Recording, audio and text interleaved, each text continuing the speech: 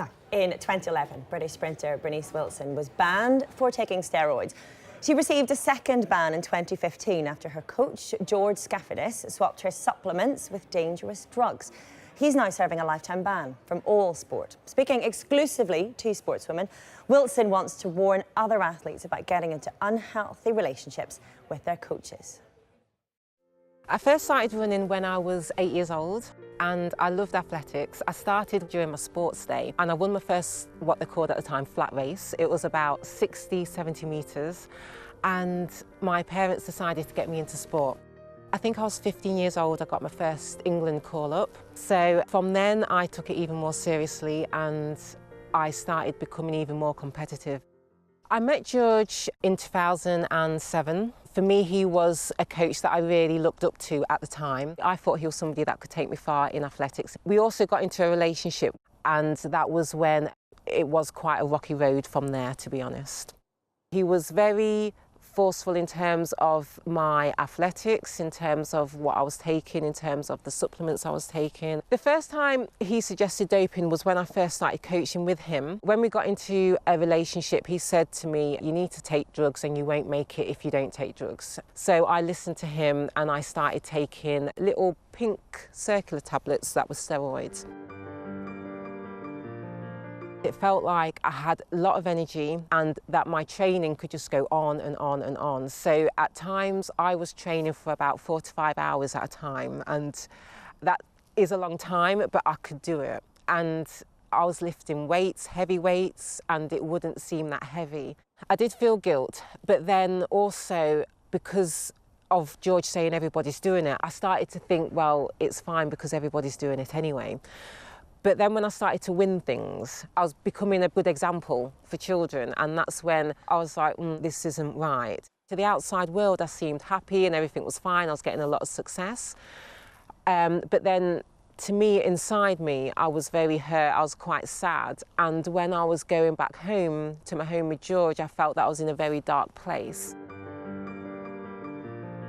So I was banned for 4 years from 2011. I felt very embarrassed and I felt very hurt and I felt very alone. I still kept training, and also I was very adamant I didn't want to be taking any drugs. And then in 2015, me and George were living together, and he basically swapped my vitamin tablets for drugs again, and I got banned for clomiphene, and I was banned for 10 months. But in this case, I wasn't aware that I was taking it, and it was very dangerous, and everything that he was giving me, basically, I was told could have killed me. George admitted to it, so I received a 10-month ban, and George received a lifetime ban. I try and look at the positive side, and the positive side for me is, okay, don't get too down about it. Just keep going for your goal, which is to represent Great Britain again. And so I keep training hard, and yeah, and hopefully I'll get there. I really hope to represent Great Britain again.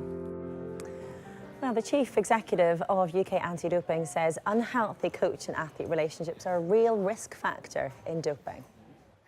Clearly, when those people are assisting their athletes, supporting them, influencing their decisions, encouraging them, then there becomes absolutely areas where that can stray into that becoming an inappropriate relationship, or one that is exerting undue or unnecessary or inappropriate influence.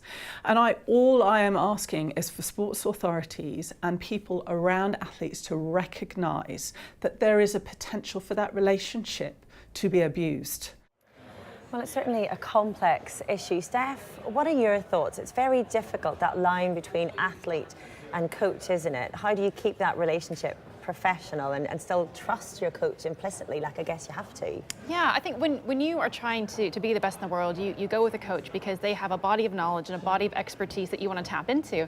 I know that my level of knowledge isn't enough, and so you go somewhere else. And there is, you put your trust and your faith in that person, and you do the training that they have, but at the same time, you do have to remember that ultimately, everything will fall on you, and you have to make sure that you know what's going on and that you're asking questions, sometimes awkward questions, but you're asking them because that's what it requires. But just watching that VT with Bernice, I mean, it's an amazing thing that she has come and she shared her story just to help other young athletes. And I think the other thing is as well, often when athletes are dealing with pressure at the world stage that, perhaps they're really young sometimes and emotions are coming up, how do you strike that balance between having those skills as a person that match this huge level of talent that you have? It is a tough balance. Yeah, it's incredibly complex, isn't it? Especially when relationships are involved anyway.